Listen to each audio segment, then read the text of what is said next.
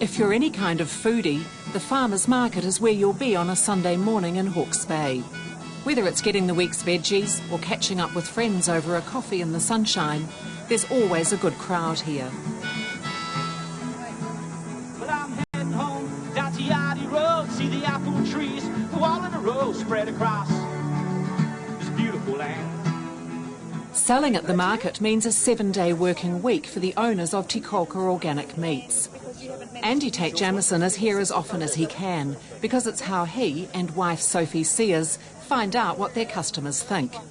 Early on, feedback from friends was a prompt for new products. Oh, the sausages are too big. And I said, for who? And she said, for the children at parties. And I said, well, cut them up. And she said, no, I need little saveloys or something, but not in red skins because I don't want colouring. So I said, right, so you want a small, long sausage? And she said, yes, please, soon, because the party's So I thought, well, if they need that, I may as well, if they want a real children's sausage, I may as well do a double whammy. So I developed a sausage with vegetables in it. I do put in grated organic vegetables as well and made the little nippers, the little chipolatas. So I really did that for her. And then suddenly there's all these people that want little nippers. Organic meat is no longer just a niche market. We see a lot of families, a lot of people are wanting to feed their children additive-free food, organic food and or additive-free food. We even have some vegetarian parents who are wanting their children to eat good quality meat. But we see right through. You know, we have quite a lot of older customers too who talk about meat being like meat they had in their childhood. The market's a high profile and popular outlet for Te Kolka meats, but their cuts are also in demand from the growing network of organic cafes and restaurants. Taste in Hastings regularly has it on the menu, even though organic meat tends to be more expensive.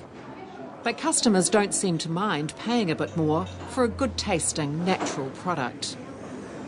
Chef James Beck can order exactly what he wants and get it hand-delivered. Hi, James. Hey, Soph, how are you, mate? Good. You? Yeah, not too bad. I'll just get these out and then we'll have a look, eh? Yeah. You can try some of those. Yeah, we'll put a summer special on with those. I've done a whole selection of the lamb there, so you can do those mixtures of cuts into those different dishes. Choice.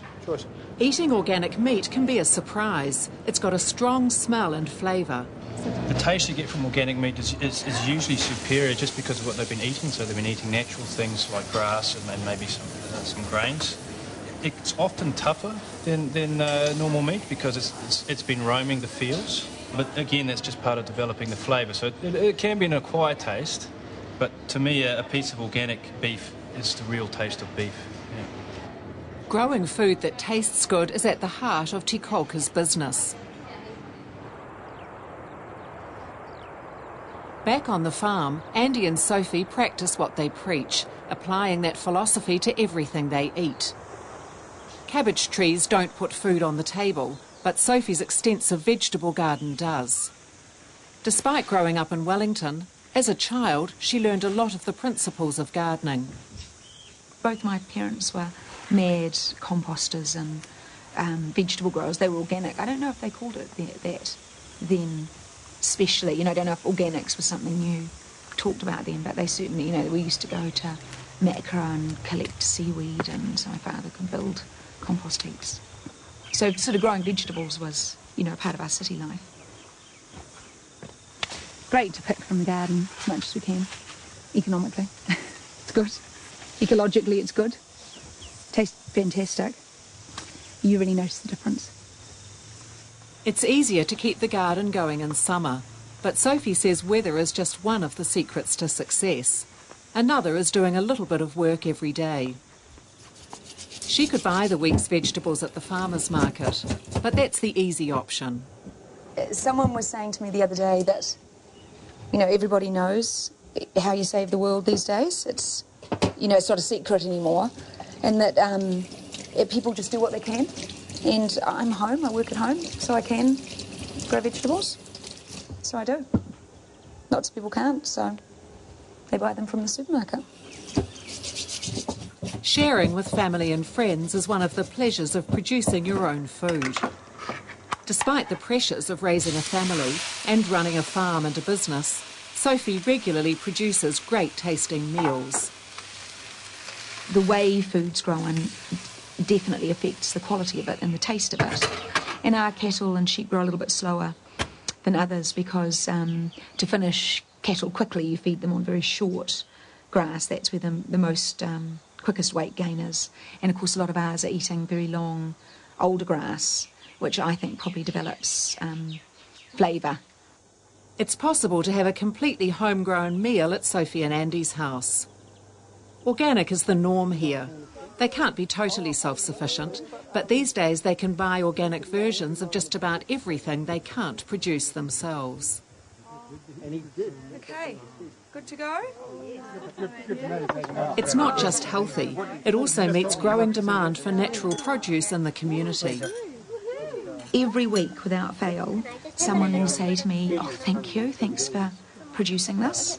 So I'm very aware that it's a really big part of people's food life. So I do feel very pleased to be able to do it for them. Yeah.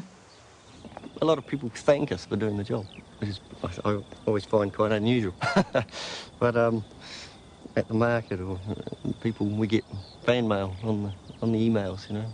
I bought your product, it was wonderful, it was the best steak I've eaten in years. That's really good. To learn more about this program, go to tvnz.co.nz, keyword Country Calendar.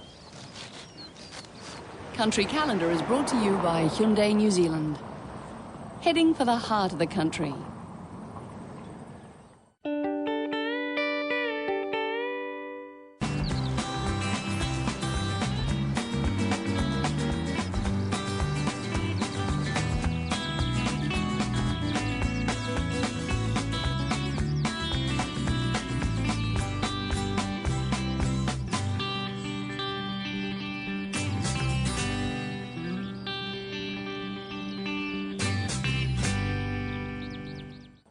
Supporting local content so you can see more of New Zealand on air.